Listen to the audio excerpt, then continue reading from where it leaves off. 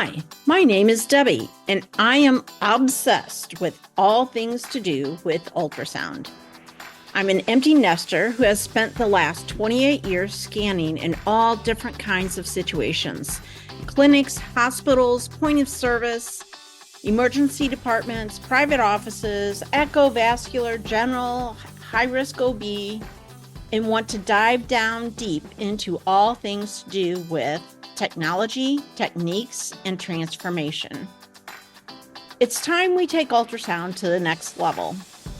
Think of this like your little power boost on your commute to all things ultrasound, along your way to the thing that we call work. So pull up a seat, make sure you're comfy, and be ready to be challenged and encouraged as we learn it's all about the frequency. Today, our guest is Mesha Tester, and she is a registered diagnostic medical sonographer and a registered vascular technologist with 22 years of experience in both hospital and outpatient settings. She currently works as a perinatal sonographer and has a wide-ranging background in OBGYN, general, pediatrics, vascular, and interventional ultrasound. She also completed training in echocardiography as an accredited program. A former lead sonographer, Mesha recently earned her MHA and MBA after being inspired by the COVID-19 pandemic to better understand how healthcare and business systems operate and how they can be improved. She is passionate about shaping the future of sonography and healthcare through innovation, mentorship, and strategic leadership. Her work focuses on improving clinical workflows, supporting new graduates, and advocating for the advancement of sonographers in the healthcare ecosystem. Please help me welcome Mesha Tester. Mesha, thank you so much for joining us today to talk about some strategy that you've been able to implement into your lab for better productivity. And so thank you for joining us. Thank you so much for inviting me to participate. I was very excited to get your invitation on LinkedIn and to connect with you. It's always fun to get to know people in our profession all over the world. And I've really enjoyed LinkedIn for that reason. I've been able to connect with sonographers and like MFM positions in other countries. I don't know if you pay attention to that stuff, but it's always neat to learn from each other. Yes, I agree. I've met some amazing people on this journey of starting a podcast. And I think one of the reasons I started it was just to give each of us a voice, first of all, but to kind of unite us a little bit to say, oh, this is what we need in the foreign countries. Like they don't have any kind of training, but then here's what we do on the East Coast. Here's what we do on the West Coast. Here's what I found to do in Texas. Here's what works for us. And so it gives us a common place to come. To just hear other people's stories and success and experience and strength. And so thanks for sharing that with us today. Well, you're welcome, and thank you. Tell us a little bit about you and your story of why you came into ultrasound. And I know you've been in ultrasound for a long time, but tell us how you got to be where you're at. Well, I started out I graduated in 2003 from a university in West Virginia that doesn't even exist anymore, called Mountain State University. Since then, it ended up having problems financially, lost teachers, lost accreditation, and the university ended up closing. I think that was in 2011, or I really don't know. I just was kind of hearing about it from other people. So graduated, and in the program that I was in, it was a bachelor's degree program. We were accredited to learn vascular, echo, and general and OBGYN. So I came out of school, with all of those abilities to scan, thinking I would take a position in echo, or a job that, where I did echocardiography. And I ended up getting my first job in at a women's hospital in Greensboro, North Carolina. So we were able to do general and OB in that setting. You know, pediatrics, going to the OR, scanning patients in labor and delivery, um, our OB specialty patients, outpatients. We did general for outpatients. We had a maternity admissions unit. So, you know, the pregnancy emergencies, GYN emergencies, that kind of thing. So, and then we did some special procedures as well, like sonohistograms and stuff like that. So I had a lot of different experience doing that. Um, then I decided after 3 years full time, I went to work at a radiology outpatient office, where we were doing general and vascular. And I obtained my RVT, and we were doing vascular interventional procedures and outpatient interventional procedures in that setting as well too. So that kind of gave me some different experience that I didn't have. Um, and while I was doing that position, I still remained PRN at the women's hospital to kind of keep my hand in OBGYN too. So that's kind of my background, and the different places I've worked. I currently work in a perinatal office, um, and I'm PRN right now. So I'm just scanning a couple days a week right now. So Nice. And you were also a lead sonographer, is that correct? I was. I started that in, I believe, 2021. Maybe 20, yeah, I think it was 2021. I also went back to graduate school in 2021, and I did my Master's of Health Administration and Master's of Business Administration degree. It was a joint degree program, because I decided I wanted to learn more about leadership, especially in healthcare, but just leadership in general. So that's why I did the MBA part as well. So Awesome. That's a lot. And you did it yeah, during COVID, so that's yeah. impressive. It was very scary to go back to school because I graduated in 2003, and I'm just like, I had a couple classes online in college, but think of how the internet was at that time. It was still dial up, I think. At my house. So so those classes, I think the only classes I took that were online when I was in college was like introduction to the internet, and like maybe even a second semester of that because I needed the credits, and I was like, okay, I'll just take these classes, and they were horrible. But not for You your MBA though, right? Not for your MBA, right? Oh, Probably. that was just for my bachelor's degree. Yeah. So that was, early 2000s. So then when I went back to school, for my master's degrees, I did that all online, and I was terrified. Just I was like, I don't know how to do school online. I was, you had to find every assignment. You had to figure out how to upload your assignments and make sure you do it correctly, or you won't get your grade, and have it in on time, and make sure you get like your little receipts for everything you submit. It was so stressful. Luckily, some of my fellow students were younger people who had just come out of college, so I was able to learn a little bit technology wise from them.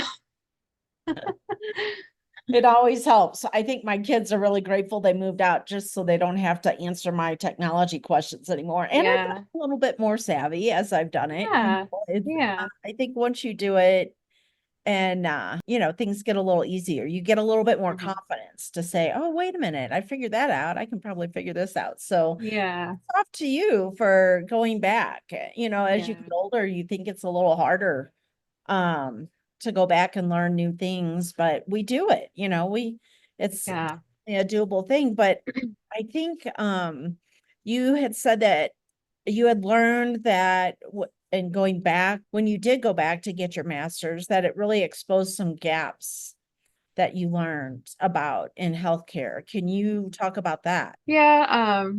I I learned a lot about, like, that's one of the things that really interested me about the Masters of Health Administration was um, just overall how healthcare works, like the different setups for payments and the different systems, like worldwide, how people run their health systems, like different countries. And it's amazing that the United States still doesn't have a national health system. And I understand the differences, like people are afraid they would have less access to healthcare. But I feel like there is a possible way to blend healthcare, the healthcare system we have now with a national healthcare system so that everyone could be covered.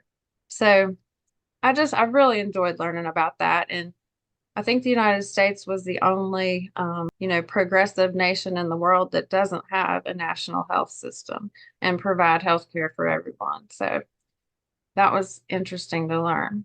Yeah, that is, isn't it? hmm That's fascinating. So you really kind of focused just on the operations and leadership and innovation in that degree then. Is that right? Yeah, we had to learn everything about healthcare, like the background of the laws of healthcare and how we've come where how we've got to the point that we're at now. Um, Healthcare finance, just I mean everything you could think of, basically the program covers it. So, I felt that it was beneficial to me as a sonographer just to learn more about, how things work in the background of health systems. So I don't know. I've really enjoyed everything I've been able to learn. And I love learning. I would go back to school and do another degree if my husband wouldn't tell me I couldn't. Right? I'm He's kind like, of no more school.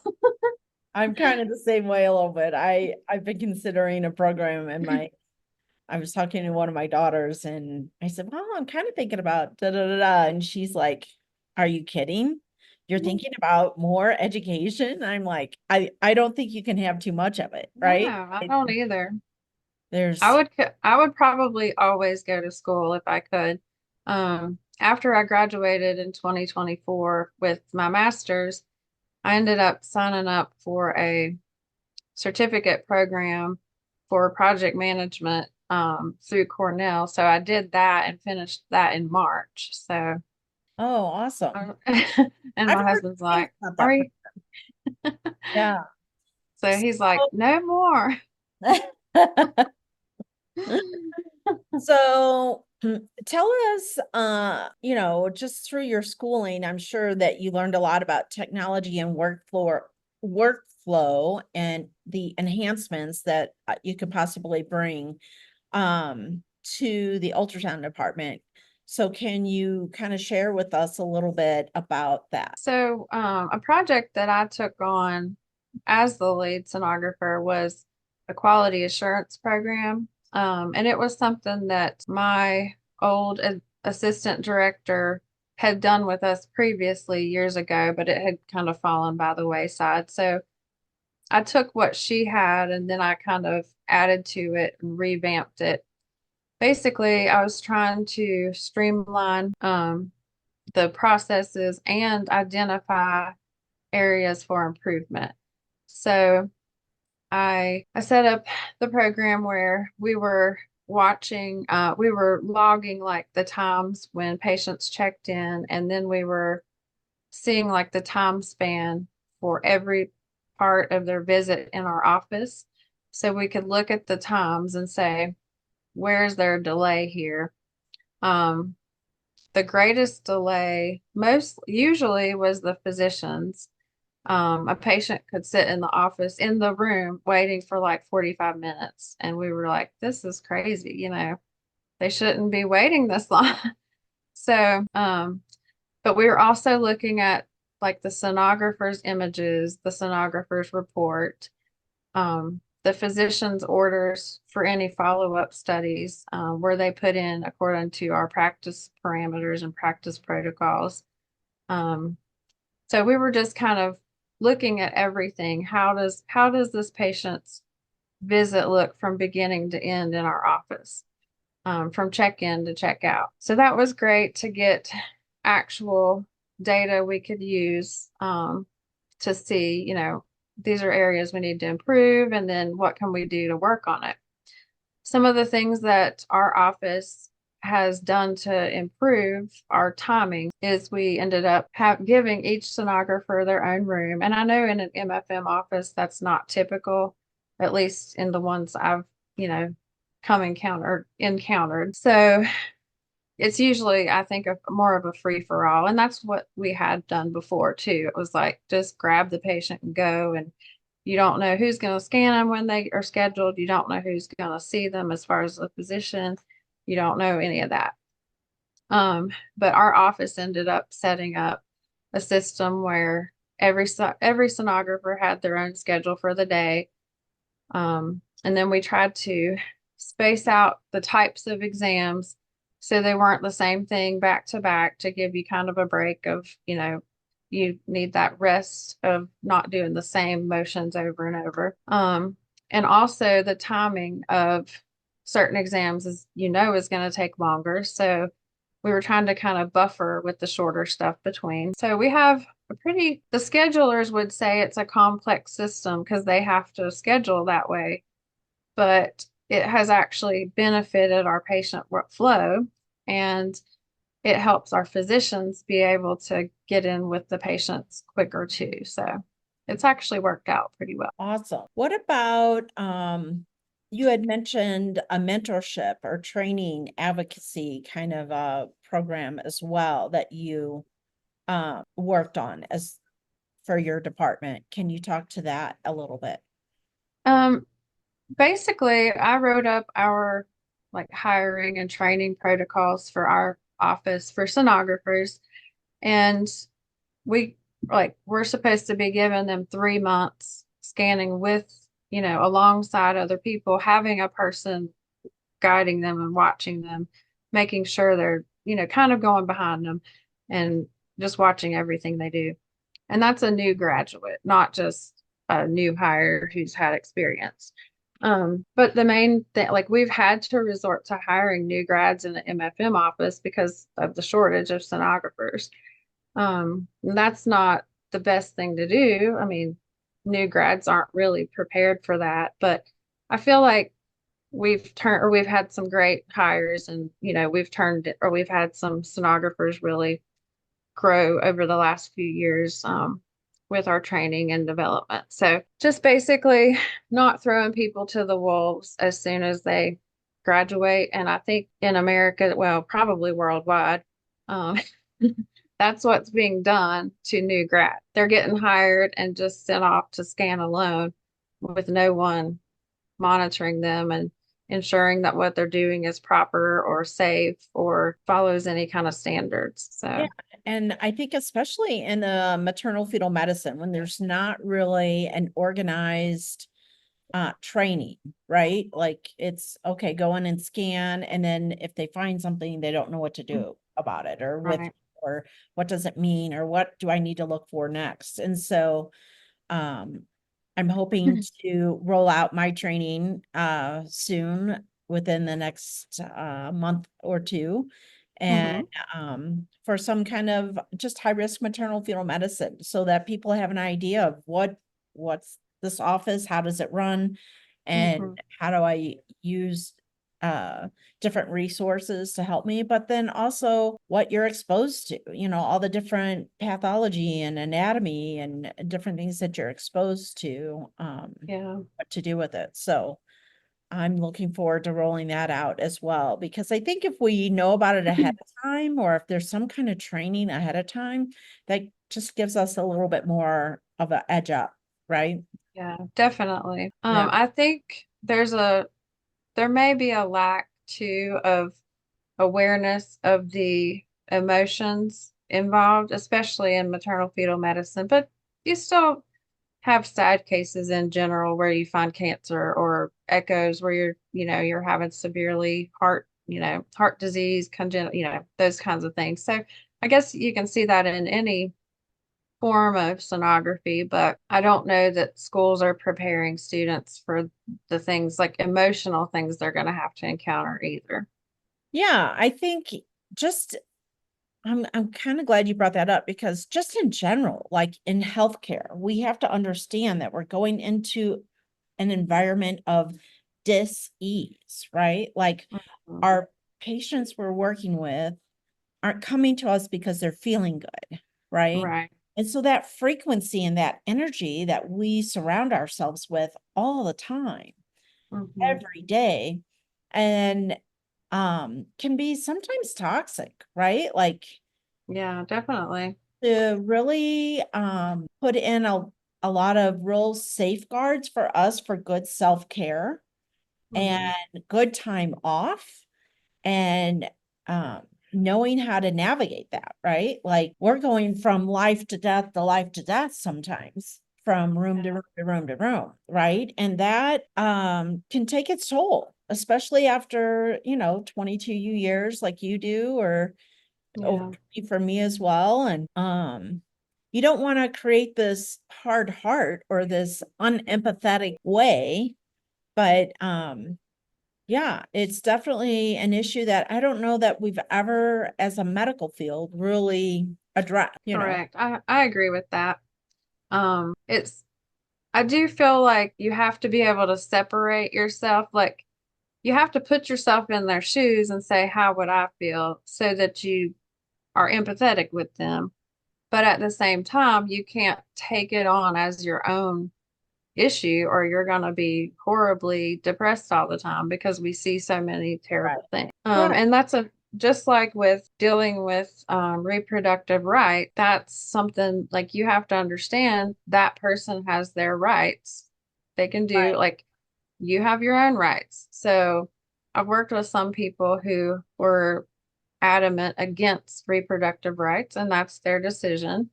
But I'm like, you can't be hateful to people if they're choosing an abortion, because Right. that's their right and that's their health decision. So, Yeah, and I think I've said this before in other podcasts, even of just, sometimes I whisper a little prayer over our room or over the room that I'm going into because, I just want to be able to hold space for whatever's going to happen, right? right. Good or bad, right? And so often in the maternal fetal medicine world, at least, their lives can just pivot so quick, right? Yeah, With definitely. information. And I think a lot of patients aren't educated enough or know enough about what we do or understand enough about what we do to understand that this is really diagnostic and this can really change their life as opposed to Yeah. entertainment. Let me see my Oh, yeah. right? And so that is a huge disconnect for the patient, right? But Hmm. as a sonographer, having to manage that, right? Yeah, And definitely. having the skills to be able to present it and to control the conversation and walk those patients through what they may need and Hmm. hold space for them to be able to hear bad news, right? Yeah. Process bad news, and then, if appropriate, share the hope that we do hold for them, right? Right. So I know I mean, when you're pregnant, you're so hormonal and you could cry at the drop of the hat. At least I could when I was pregnant, I felt like. And so even just telling moms that their babies are small, right? Yeah. And little, that it's the fear of the unknown of what do you mean little and small and to what degree and what does this mean overall and for his future and or Hmm. baby her future, and Yeah. so letting them know, hey, look, we deal with this all the time, right? And Hmm. we have very good what's the word I'm looking for? Outcomes. Outcomes. Thank you. We have very good outcomes. Um, and we do because of the surveillance, because we're watching closely, right? Mhm. So to try to walk them through that process of getting bad news What does it mean? How concerned should I be? What are we going to do about it? And then be able to share the hope of, hey, look, we see this all the time and we have very good outcomes, right? Yeah. That's a process. That's a process to walk people through, and just to be able to help try to walk them through that at their own pace, right? Is Yeah, it is. It's a skill that I think we overlook, that many of us have, but we overlook and we don't really share, and it's not part of the training, and once you get the technical piece of it down, it's really an emotional game more than Oh anything, yeah. right? Well, and it's the ability to connect with people too. Right. Um, and I don't think everyone in sonography has that ability. So I don't know if it's just an inborn like natural trait that you have, like I don't know. I don't know where it comes from, but you need to be able to, find or get your patient, say, "Hi, I'm Mesha. I'm going to do your ultrasound." And then, just from that interaction, usually it kind of sets the tone when you're polite to them. Hope you're having a good day today. Sorry you had to wait a few minutes. Just say some things nice. Like, and then I've always felt like if you notice something about them, like their shoes are cute, just telling them, like it makes them feel good. So just having a way to connect with people to kind of build a rapport. Um, but then also thinking about them, like I always explain too, like, in maternal fetal medicine, when you have a patient laying on their back for their ultrasound, you're like, please let me know if you start feeling weird in any way while I'm scanning, tell me. Right. Because we Right. all know how fast that can go, where they can start Fast, throwing right? up or pass out or whatever. Right. So you're like, if you start feeling weird, I want to know about it. Right. And then they start wiggling and you're like, are you okay? Oh yeah, I'm fine. I'm just feeling hot. You're like, oh, I don't know about that. Yeah. Let's try you on your side. Yeah. You can usually get a sense, and I try to explain that to students too. I'm like, if you feel somebody's acting weird all of a sudden, pay attention.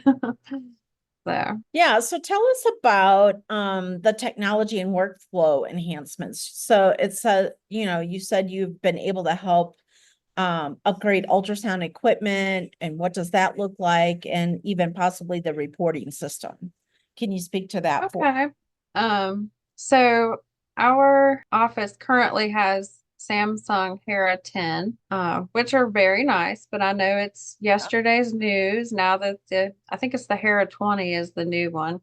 I've been seeing all these videos about, and that looks amazing, but we actually were able to upgrade. Oh goodness, I don't even know. I feel like it was 2022, maybe when we got or maybe 2023. We haven't had our machines for very long. And it took us like 6 or 7 years. I think our old ones were like 7 years old and they couldn't be upgraded anymore. They were on their last leg. Like we were constantly having issues with them. So, just being able to understand that with time, like our technology, the second you buy it, it's old. We all know that. Um, but I've really appreciated the new, like having AI added into the machines is amazing. I love it. It definitely does help speed things up a little bit. I enjoy talking about the different brands of machines, and I've used Philips and GE and Samsung. Back when I was in school, I used, let's see, I've also used Siemens and Sequoia, like the new Sequoia version of Siemens. I used Toshiba at some point. Trying to think. ATL. I don't know if you remember the ATL. Yeah. Yeah. All these different brands I've used a lot over the years. And I'm trying to think what the old dinosaur ones were when I was in school. We had like the boxy machine with the little screen on it. I I can't even think. usually to use. Maybe that was the Diasonics. I Oh, think we had some Diasonics. okay. Those were all. You're old when you recognize some of those terms. So, Yeah. So so I've used lots of different machines. But basically it all comes down to the finances of your organization.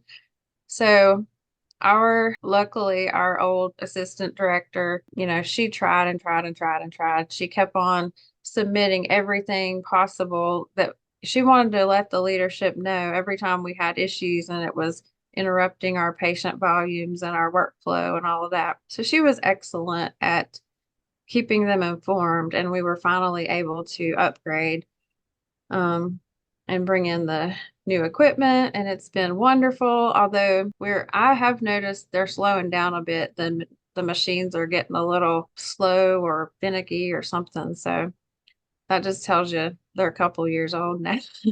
Or maybe it's because they came out with a new machine. They have somehow slowed them down on purpose. Right? Like your iPhone, right? Yeah, just Your like our phones. iPhones.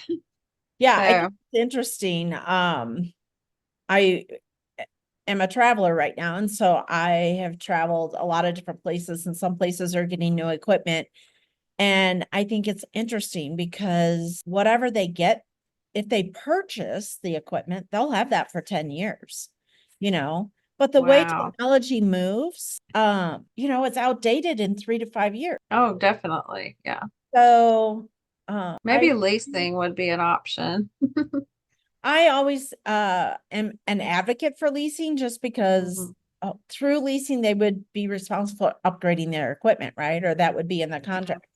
So I think that's really uh an important feature is just to lease so that you won't be so out of date. The things that patients don't know is, oh, I'll just go here for my, ultrasound or my CT or my MRI or whatever they're going for.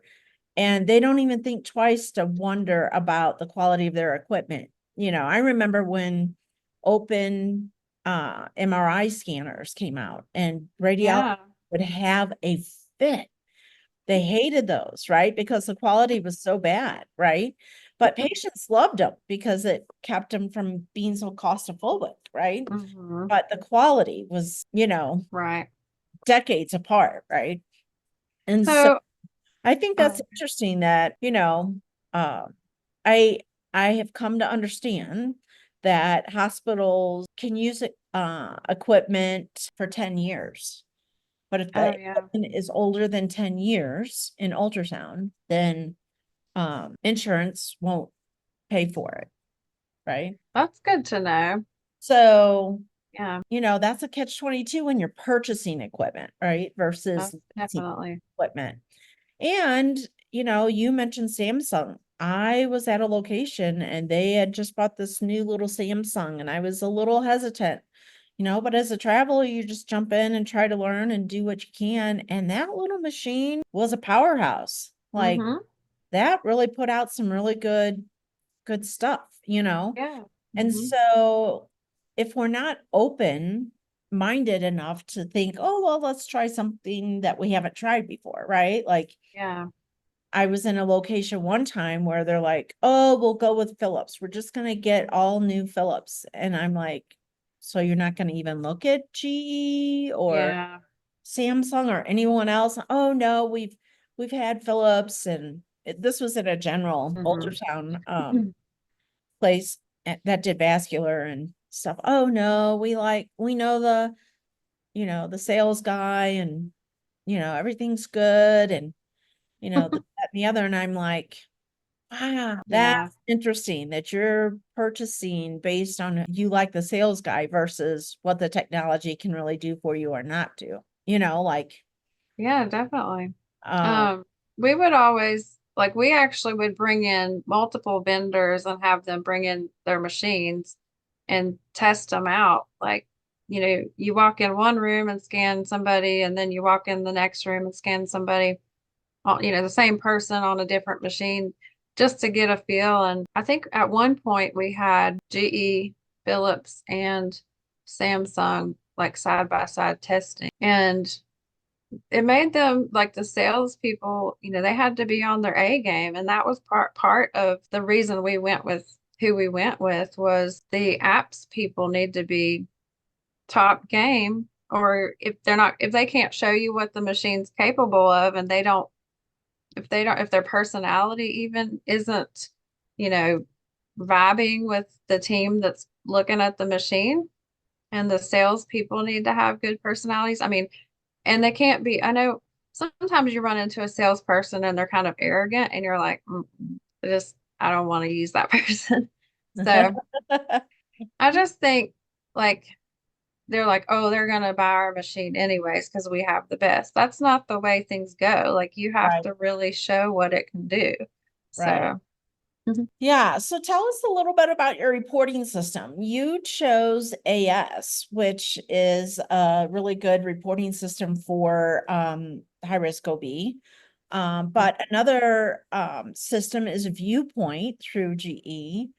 What were your reasons for choosing AS over Viewpoint? I feel like our health system has had AS for a very long time. I don't even know. It's probably been 15 years or something. So I don't know that I've ever used Viewpoint.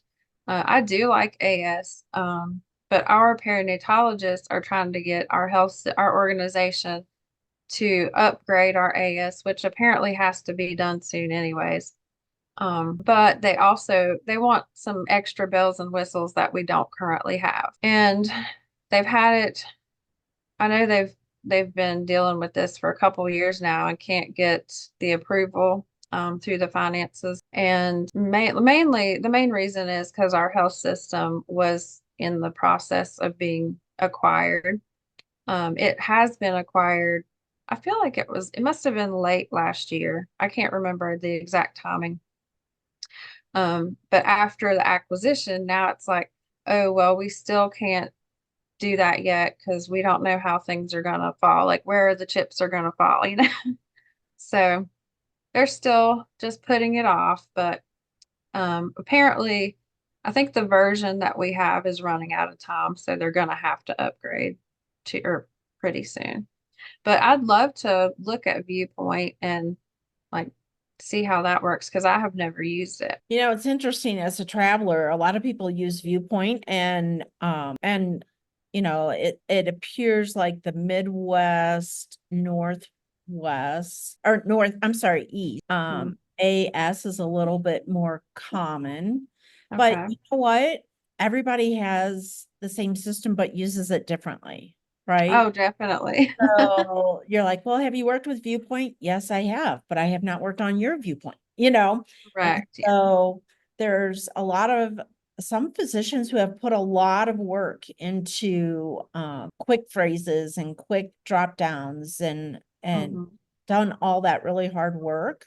And other physician groups have not done that, right? Hmm. And they spend a lot of time free typing and doing things like Yeah. that. So everybody has it all set up so differently, and I'm sure that's the way it is with AS as well, right? Oh, yeah.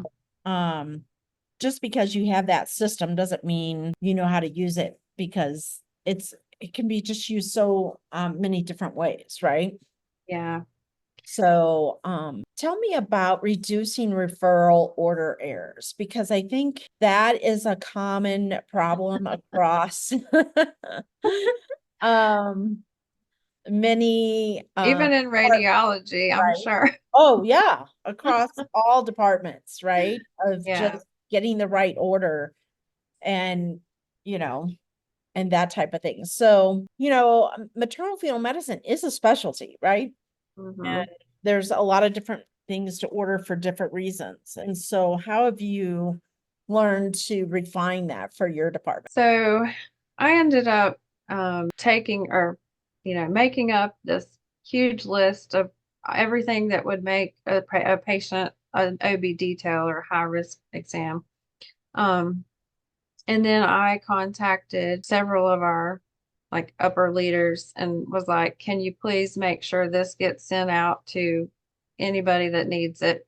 Because they had like email lists already made, group lists already made. So then they sent it out to all the referring physicians within our system. And then we have residents. So I contacted like the person over the residents of the attending. And I was like, can you please make sure all the residents get this too so that they would have it? So I just wanted them to know ahead of time, like, take a look at this, think about it when you're ordering your exam, it did seem to help cut the incorrect order. And I think just collaboration. I mean, that's the important thing, is letting them know that this is a problem. Like every day we have to correct 25 to 30 orders or whatever. Just sitting there all day long correcting orders. And within our own practice, our physicians order things for patients to come back, and some of that gets messed up too. So that's frustrating. But we just fix it the best we can. Or we try to go I to the know physician and some. we're like, this is crazy. Like, why did you guys order this when the protocol is this? And they're like, oh, well, I guess I just missed and got the wrong thing. And you're like, oh.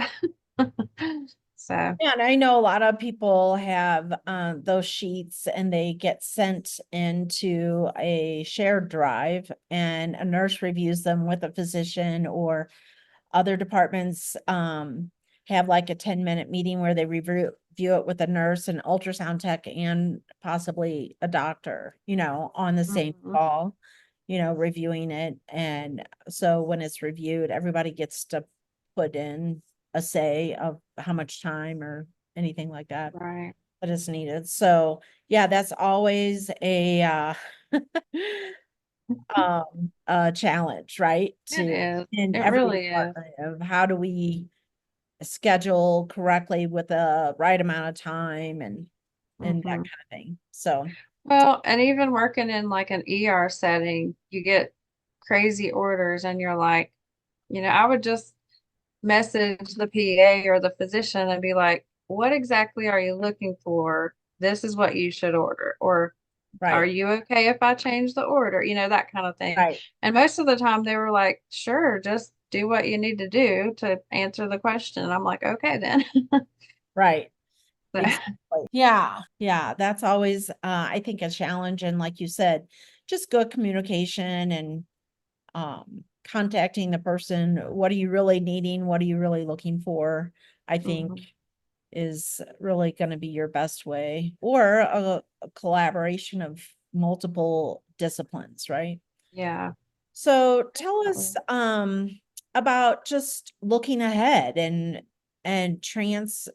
transitioning from like a sonographer to maybe a leadership position.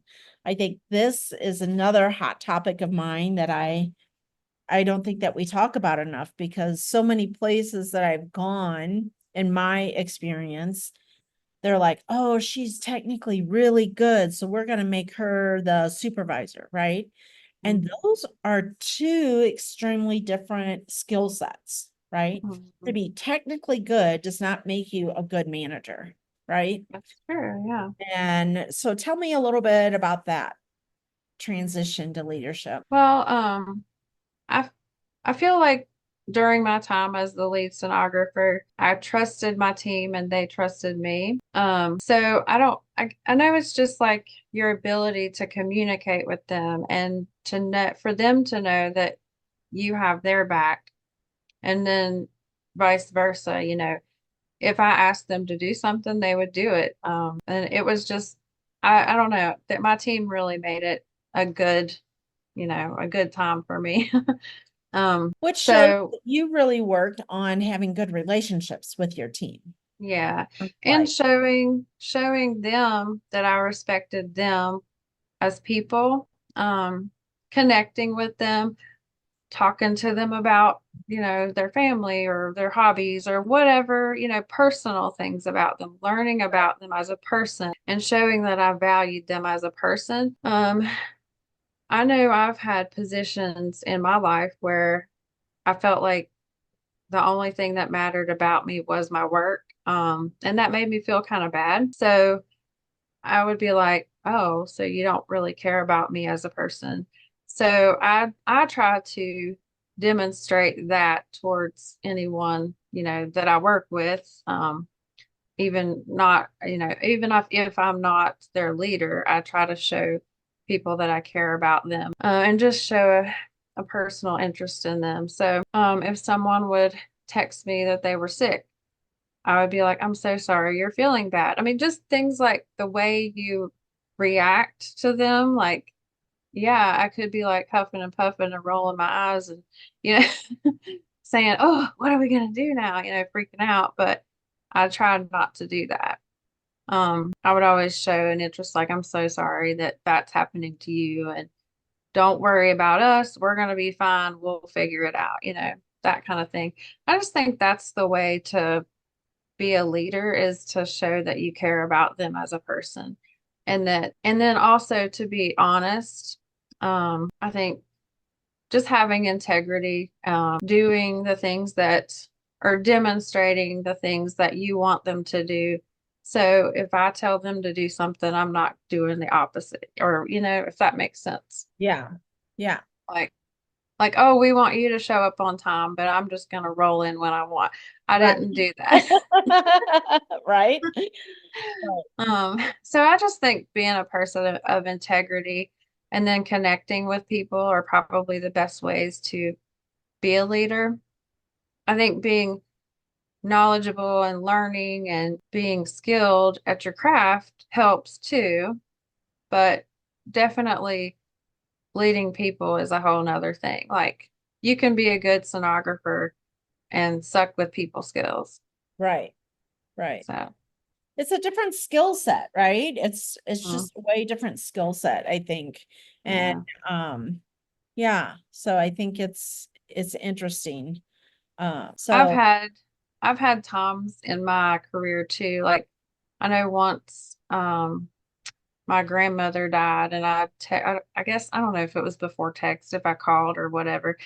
But I let my boss know, and I think I called her, and she like puffed and puffed, like sighed into the phone and was like, when are you going to be back? And I was just like, that's not the way to treat someone when they just told you their grandmother died. right.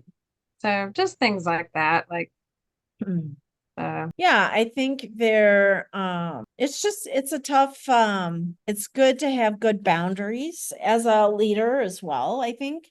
mhm. But I also think that sometimes us as Indians, meaning just sonographers, kind of give our power away, right? Like we expect all this from the workplace to provide for us, when really it's our job to find our happiness, right?